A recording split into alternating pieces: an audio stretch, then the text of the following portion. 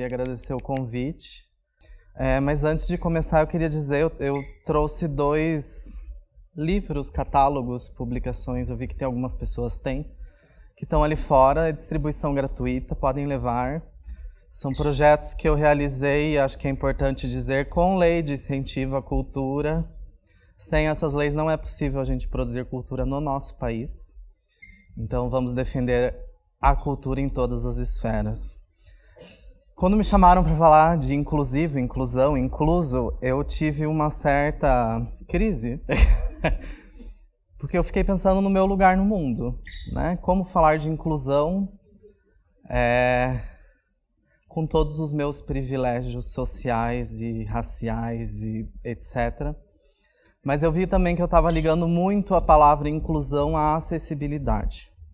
E daí eu conversei com um amigo meu, que é uma bicha maravilhosa, deficiente, como ele se auto-intitula, dono de um brechó itinerante, e eu perguntei para ele o que era inclusão. E daí ele me respondeu, do que você quer saber? Inclusão digital? Inclusão no mercado de trabalho? E daí eu vi, nossa, inclusão é muita coisa. No Creative Mornings, depois do convite, eu fiz um exercício que eu nunca tinha feito, porque eu trabalho dando palestras e capacitações e oficinas, principalmente no interior do Paraná, na área de assistência social e na área de cultura, porque para mim elas são a mesma coisa. Mas eu fiz um exercício que era olhar o meu trabalho, e daí as crises começam. Então, tudo que eu vou falar hoje tem a ver sobre o meu trabalho, sobre o meu pensamento sobre o mundo. Porque eu, quando me pedem para falar o que eu sou, Guilherme, que profissão é a sua? Eu nunca sei responder. Porque eu sou DJ, eu produzo festa, eu sou produtor cultural, eu tenho uma carreira política e eu também trabalho com assistência social, com cultura, com educação, então o que eu sou, né? Então, a partir de um momento eu comecei a responder, eu sou artista. Porque a minha visão de artista mudou muito e é sobre isso que eu vou falar. Sobre essa mudança de perspectiva do que é a arte. Né? Nas divulgações estava a função social e educativa da arte, mas eu vou trabalhar muito mais a questão do artista enquanto produtor social, né? Então, a tag do crachazinho eram quais são os seus deslocamentos. Eu trouxe essa pergunta, deslocamento, porque eu também fui falar com uma amiga negra, que é uma freira negra que trabalha a questão racial dentro da igreja. Né? Ela vai discutir o racismo dentro da igreja e como é ser uma freira negra. E ela falou que acha que o meu trabalho de inclusão ele tem a ver muito com deslocamentos. Porque eu fico me deslocando o tempo inteiro para as coisas e isso é sem incluir. Né? Então, deslocamento tem a ver com muitas coisas, tem a ver com acessibilidade de transporte público, tem a ver com acesso à cultura, tem a ver com o fato de eu poder dizer eu sou artista, isso é um deslocamento. Né? Então, não é só a questão urbana e de transporte. E daí eu fiquei refletindo que esses deslocamentos precisam de rompimentos. Por quê? Tem um educador inglês, Sir Ken Robinson, tem um vídeo dele no YouTube, que ele vai falar de como as escolas acabam com a criatividade das pessoas. Porque existe uma hierarquia de disciplinas, então é a matemática e línguas, daí tem geografia e história, tal, e a arte está lá embaixo. E dentro da arte existe uma hierarquia também, que são as artes e o teatro, e a dança sempre está por último. E ele vai questionar, por que a dança sempre está por último? Se todos nós temos corpo. Né? E daí eu ligo esses deslocamentos de como o nosso sistema educativo, não só no Brasil, mas no mundo, eles vão castrando as nossas criatividades. Porque eles estão nos preparando, na verdade, para a universidade. Né? É uma pré-universidade as escolas. E como isso é agressivo, violento, e a gente não nota muitas vezes. Mas a gente vai perdendo o nosso corpo, né, como ele fala, e parece que o corpo virou um suporte para a cabeça. E a gente para de se deslocar no mundo e se deslocar a cabeça para outras coisas. Então, a minha formação, na verdade, é em artes visuais, né? Eu estudei em escola pública, em escola particular. Nasci no Uberaba, que é um bairro aqui, até próximo. E na escola eu tinha essa facilidade com artes e português, matemática também, mas física e química não era o meu forte, nunca foi. E daí, quando eu fui fazer uma universidade, eu decidi fazer artes visuais. E no campo da arte eu fui adquirindo manias que a gente adquire frequentando nos lugares, que é sobre esse deslocamento que eu vou falar hoje. Quando eu saí da faculdade, eu tinha uma visão que, assim, metade da minha turma foi ser professor de artes e a outra metade desistiu e eu fui trabalhar dentro de museus e eventos culturais. E eu nunca me senti muito à vontade nesse espaço mesmo atuando, porque eu achava que era um espaço importante, mas eu não conseguia entender algumas regras, vamos se dizer. Eu não estou deslegitimizando o mercado da arte, ou os museus e etc. Eu só estou falando da minha visão particular do porquê, inclusive, eu, de certa maneira, saí desses espaços. Eu acho que a gente tem um problema no Brasil, que é a gente não se ver brasileiro. Por quê? Quando a gente está na escola, a gente vai estudar Van Gogh, Monet, Romero Brito, que é brasileiro, mas está em outra dimensão. A gente nunca vai estudar o que está aqui com a gente, né? E a gente começa a absorver isso. Então, por que a gente acha que um pintor francês é um pintor e um pintor do bairro Uberaba é um artesão, por exemplo? Ou por que a gente acha que o que os indígenas fazem não é arte, a gente não intitula como arte, e a gente intitula como artesanato? Né? Por que esse mercado oficial da arte deslegitima tanto as coisas? Né? E se tem uma função social, não é arte, é educação. Como se as coisas estivessem separadas em caixinhas e nunca dialogassem. Num dos trabalhos que eu realizei, que é o Bases Temporárias para Instituições Experimentais, que está ali para distribuir, eu conheci uma artista, a Mônica Nador. Ela trabalhava no mercado oficial de arte, né, vendia muitas obras e também tinha esse mesmo descontentamento que eu. Que lugar que eu estou no mundo e o que eu estou produzindo e para quem eu estou produzindo, e tem alguma relevância o que eu estou produzindo dessa maneira. E ela vai abrir um espaço num bairro chamado Jardim Miriam, e o espaço dela chama Jardim Miriam Art Club. O projeto de mestrado da Mônica, ela dá uma oficina de stencil para a população e as pessoas pintam as casas delas. Ela chama isso de autoria compartilhada, porque não é mais ela que executa o trabalho. Ela ensina o processo e as pessoas executam. Né? E daí hoje ela tem uma estamparia, e esse espaço se torna um espaço social, mas um espaço de arte. Então por que a gente acha que arte e social está tão deslocado? Né? O que eu faço ou o que a Mônica faz não é nada inédito ou inovador. É simplesmente artistas que vão pensar o contexto que eles vivem, o lugar deles no mundo e o papel deles. Né? A arte pode ter N papéis, não precisa ter só um. Mas um mercado oficial legitima só um, né?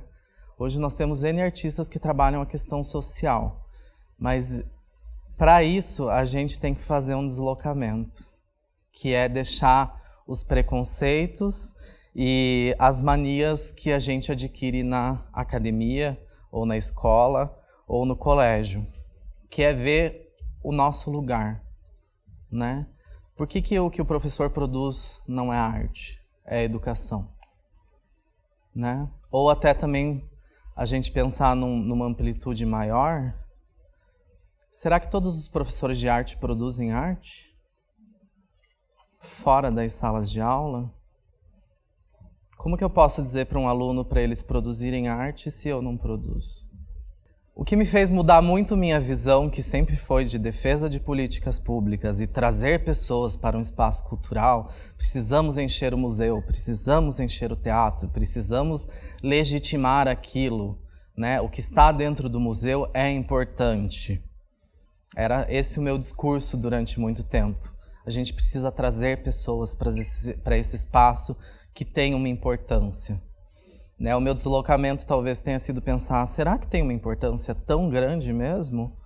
Ou será que ele tem a sua importância, mas as outras coisas também têm, e a gente não está relevando isso? A gente está achando que só o que é legitimado por um curador, por um museólogo, é o que é arte, né? E esse episódio dos Simpsons, a família Simpsons, eu amo os Simpsons. Eu acho que é um desenho que devia estar no lugar da Fátima Bernardes. Mas esse episódio, que é o episódio 349, a família Simpsons vai na capital e visita um teatro. E daí, nesse teatro, eles tiram sarro de quem é de Springfield, falando que eles são caipiras. E daí a Marge Simpson senta com o prefeito e eles decidem construir uma casa de ópera para a cidade mudar a visão das cidades do entorno e eles serem uma cidade cultural. E daí eles chamam um arquiteto, nada semelhante ao que a gente tem aqui em Curitiba, tá? Eles chamam um arquiteto que vai construir uma estrutura que a prefeitura não tem verba nem para manutenção. E ele constrói uma casa de espetáculos baseada num papel amassado. Ele amassa um papel e fala, essa é a casa de ópera. Na inauguração dessa casa de ópera, a cidade inteira vai em peso e a orquestra começa. Tan, tan, tan, tan. Na hora do tan, todo mundo levanta e começa a ir embora. E daí a Marge entra numa... Como assim vocês estão indo embora? Isso que é cultura? E as pessoas falam, não, a gente só queria ver o tan, tan, tan, tan. Isso não é pra gente. Né? E todo mundo sai e a obra arquitetônica e a casa de ópera viram uma pista de skate. E a prefeitura não consegue mais manter, porque ninguém vai lá. E não tem intenção de manter. E eles vendem para o Sr. Burns e ele transforma num presídio de Springfield. Por que eu trago isso? Porque o poder público não pergunta para a gente o que é a nossa cultura. Eles simplesmente trazem como uma nave espacial.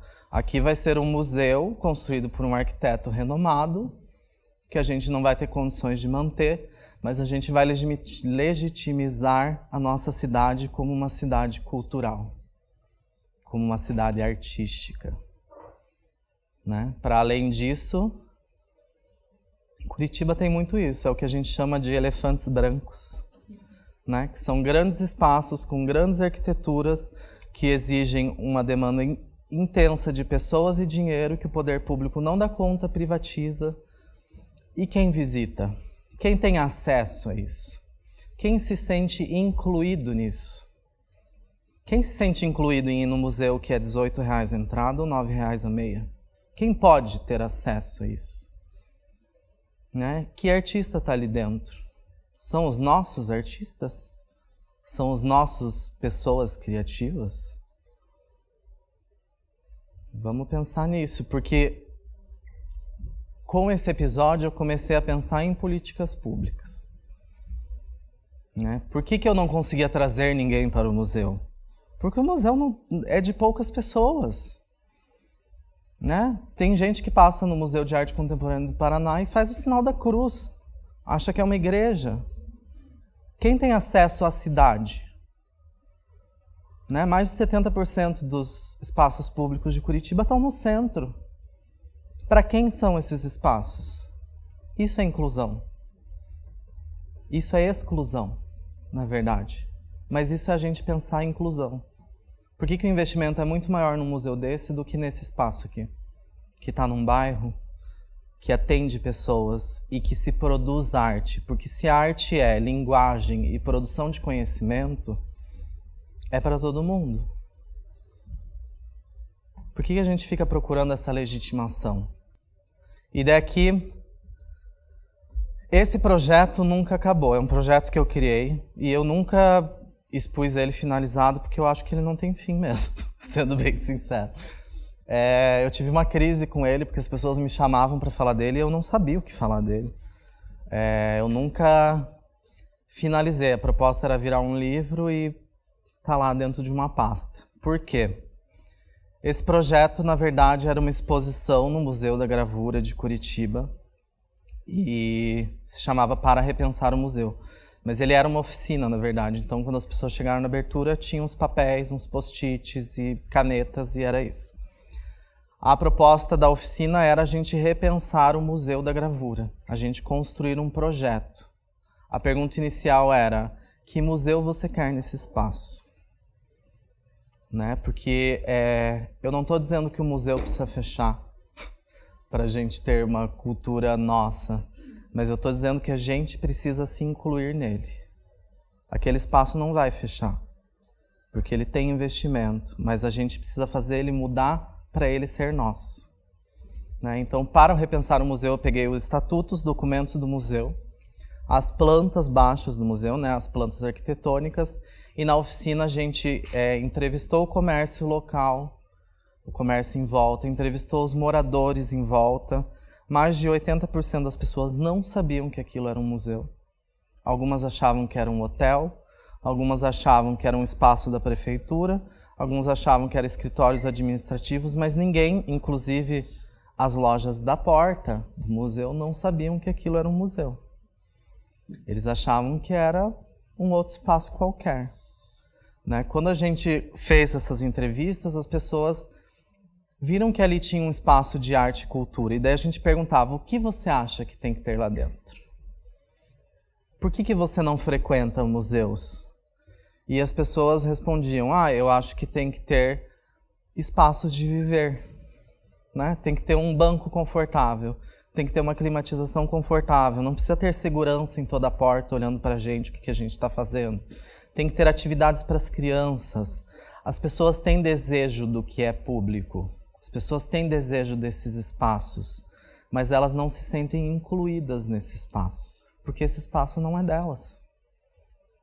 Quando eu terminei esse trabalho, foi quando eu meio que não quis mais trabalhar com grandes eventos e não quis mais, enfim, escrever editais. Eu estava extremamente desanimado, na verdade.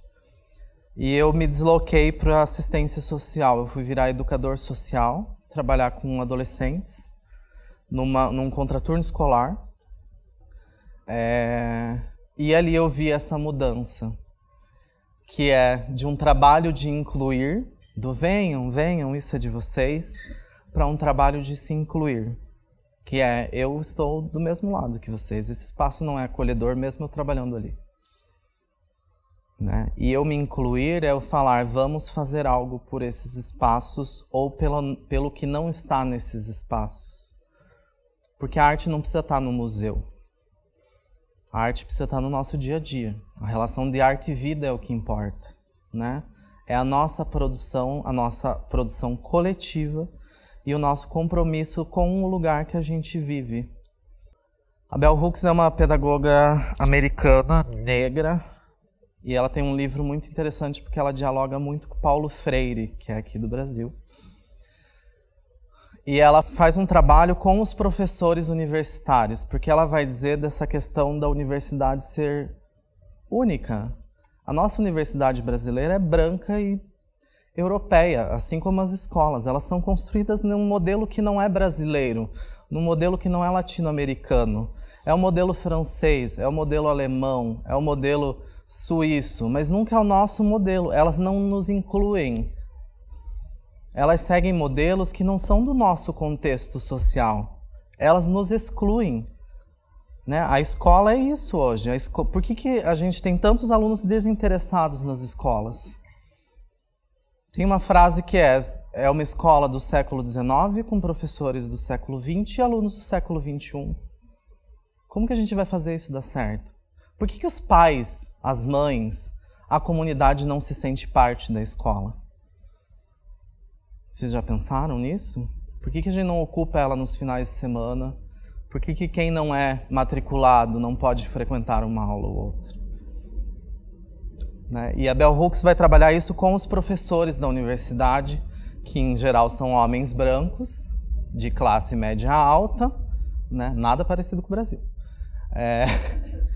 E ela vai falar que as pessoas precisam desaprender para aprender. Esse é o deslocamento. O que ela fala é que as pessoas precisam desaprender o racismo para aprender a diversidade.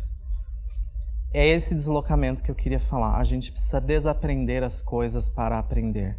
E o deslocamento é mais do que necessário. É a gente que mora no Uberaba e frequentar as coisas do centro, mas também dizer, olha, eu moro no Uberaba e lá tem coisas. Venham aqui também.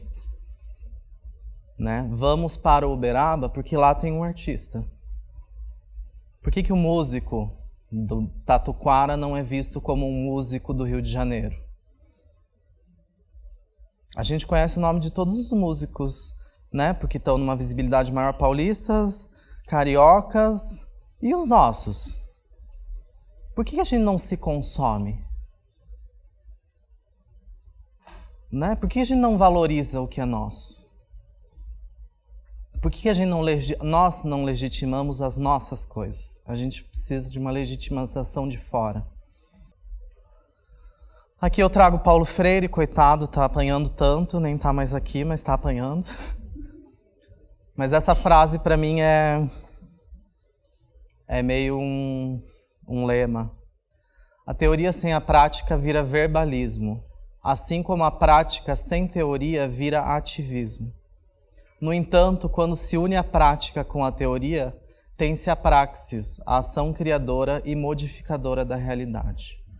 Eu não estou falando para a gente parar de estudar, ou para a gente parar de entender o que os artistas do mercado oficial ou os criadores de um mercado fazem. A gente precisa também consumir isso. Isso é a troca. Só que a gente precisa valorizar também as outras coisas, né? Valorizar as culturas tradicionais, valorizar as pessoas que estão fazendo na micropolítica, né? Por que é importante eu consumir do Dedê, que é uma bicha deficiente que tem um brechó itinerante? Porque é essa pessoa que está fazendo uma mudança social e está se incluindo na sociedade. Né? Eu tenho uma festa que se chama Festa das Excluídas, que nasceu de um jogo de basquete que se chamava Basquete das Excluídas, e a galera ia jogar basquete na praça montada de drag ou fantasiada, e nosso lema, nosso texto de evento era que esse evento era para qualquer um, né? Não era para qualquer um. Você que é feia, você que é gorda, você que sofreu bullying na escola, você que é excluída de alguma maneira, esse espaço é para você. Você que não sabe jogar basquete, venha jogar basquete. Porque aqui a gente não está ligando para a regra do basquete. A gente está ligando para nós ocuparmos um espaço público da maneira que a gente quer, uma praça pública. Né? A festa surgiu como um momento de encontro para essas pessoas, mas agora ela tem 3 anos já. E o Dedê, que é essa figura, chegou um dia para mim, quando eu conheci ele, ele falou: Guilherme, as Excluídas é um espaço incrível, porque aqui eu não preciso me sentir incluso, aqui eu sou. E talvez seja isso que a gente precise. A gente tem que defender as ferramentas de acessibilidade, defender e exigir. A gente precisa de um intérprete de Libras, a gente precisa de acesso a Braille, a gente precisa de acesso social. Mas a gente tem que entender também que inclusão é uma coisa muito mais do que isso. É uma coisa afetiva também. Porque você pode ter todas as ferramentas, mas a exclusão política vai fazer as pessoas não irem nesse lugar. Mesmo que tenha Libras, audiodescrição no museu, não tenham rampas acessíveis, que quase nenhum espaço tem, a pessoa pode continuar não se sentindo pertencente àquele espaço. Porque a gente precisa pensar muito mais amplo do que isso. Inclusão não é só ferramenta, é relação humana. Né? Então é por isso que a gente precisa desses deslocamentos. A gente precisa começar a se conhecer. A gente estava falando agora a gente não conhece o nosso vizinho num prédio. A gente mora do lado de pessoas que a gente não conhece. Como que a gente está incluindo as pessoas que moram do lado da gente na nossa vida? Né? O que esse vizinho tem? O que ele passa? O que ele faz? A gente não sabe. A gente fica tendo uma falsa visão de inclusão, talvez. Então, o que eu trago depois, né, dessas 1000 coisas, porque eu trago muito mais perguntas do que respostas, eu tomo hoje, quando eu vou dar uma palestra, quando eu vou dar uma oficina sobre violência sexual infantil, sobre trabalho infantil, porque agora são os temas que eu estou pesquisando, eu tento transformar essa prática, tanto do estudo quanto da oficina que eu vou dar, para mim isso é a prática artística. Para mim isso é meu jeito de fazer arte. Eu não sou eu nem ninguém que vai salvar o mundo, mas eu quero viver o lugar que eu vivo. E o lugar que eu vivo é um país de terceiro mundo. O que é ser um artista num país de terceiro mundo? O que é ser artista num país de tanta desigualdade e de tanta negação de que as pessoas têm potenciais? Para todo mundo que eu vou dar palestra, todo mundo diz que não desenha, que não pinta. Porque todo mundo dizia que estava errado, que o céu tem que ser azul, que a linha tem que ser assim, que o desenho tem que ser realista. Que expressão que a gente está pondo nisso? Que construção de conhecimento se está pondo nisso? Ou a gente está só replicando uma história? Como que alguém que não tem acesso à escola pública, à universidade, a cursos ou a qualquer coisa, não pode produzir arte e conhecimento? Por que a gente nega isso para essas pessoas? Então eu digo indisciplina porque esse sistema de ensino nosso bota tanta disciplina que a gente tem que se indisciplinar, Isso é o desaprender para aprender, é a gente se indisciplinar. O Sir Ken Robinson conta uma história, que só para eu fechar, ele vai contar uma história porque ele vai entrevistar pessoas, e ele conta essa história de como as escolas acabam com a criatividade, e ele vai contar que ele conheceu uma pessoa que é coreógrafa do Cats, que é um musical gigantesco, e ela é dona hoje de uma escola de dança internacional. E ele vai falar que quando ela vai contar que quando ela era pequena, ela era aquela aluna que não conseguia ficar na carteira, que se dispersava, e que o professor levou para a mãe e falou: olha, sua filha tem algum problema, você precisa resolver. E daí levam ela num psicólogo, e o psicólogo entrevista a mãe na frente dela, e daí fala: olha, eu vou ter que conversar com tua mãe em particular, você fica aí, ele liga o rádio. E daí eles ficam do lado de fora olhando ela, e ela tá dançando com a música do rádio. E o psicólogo fala para ela assim: olha, a tua filha não tem nada, a tua filha é dançarina. E daí ele vai falar uma coisa que eu sempre levo em qualquer fala minha. Se fosse hoje, iam dizer que ela tem transtorno de déficit de atenção. Ela é hiperativa, ela precisa de Ritalina. Por que a gente tem que ser tão disciplinado nos moldes que não são nossos?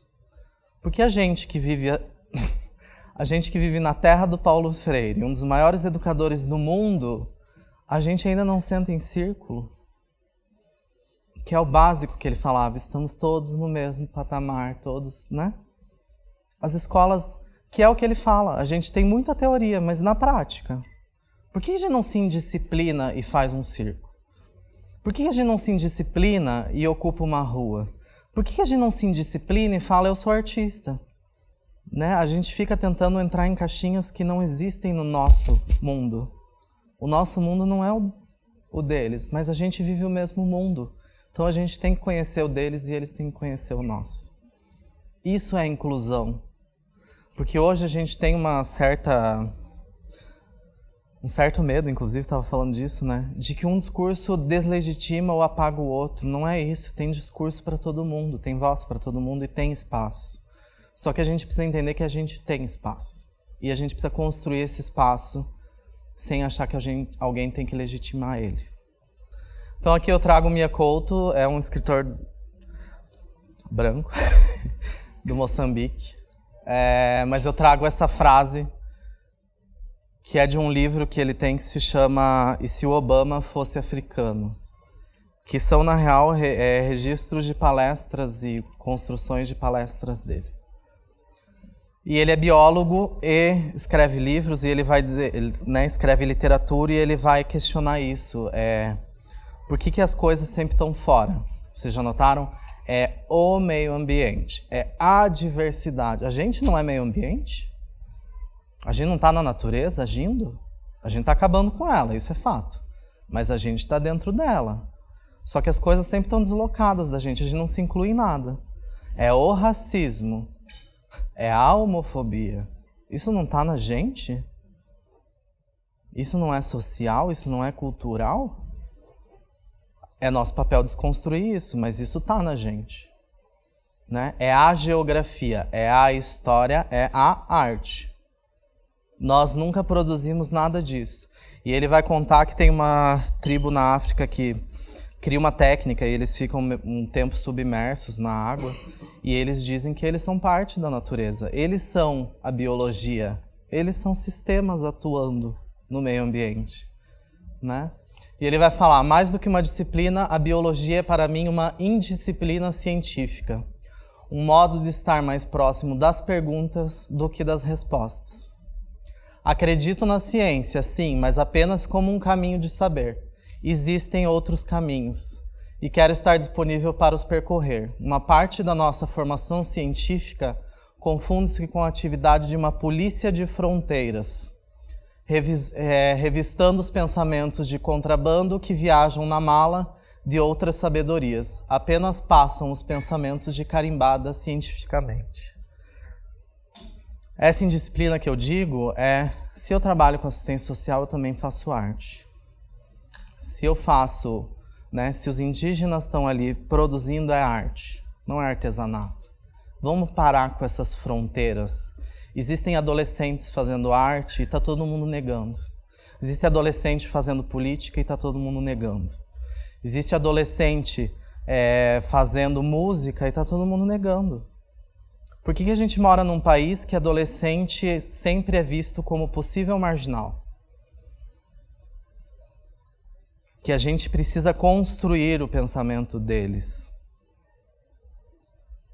Por que a gente é assim? Por que a gente não legitima o que é do outro? Adolescente tem pensamento crítico. Eles precisam de orientação e mediação, mas não de castração.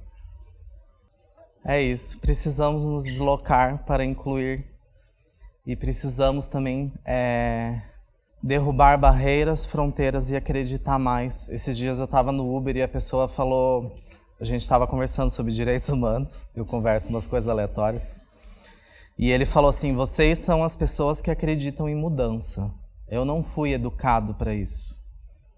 Ele era um ex-policial. E daí eu falei para ele assim, bom, se eu não acreditar em mudança, não tem por que viver, né? Então eu quero deixar essa frase pra gente, vamos derrubar barreiras, vamos nos deslocar, vamos valorizar o que é nosso, vamos repensar a estrutura pública, porque ela é importante, né? E vamos construir um mundo mais inclusivo. Obrigado.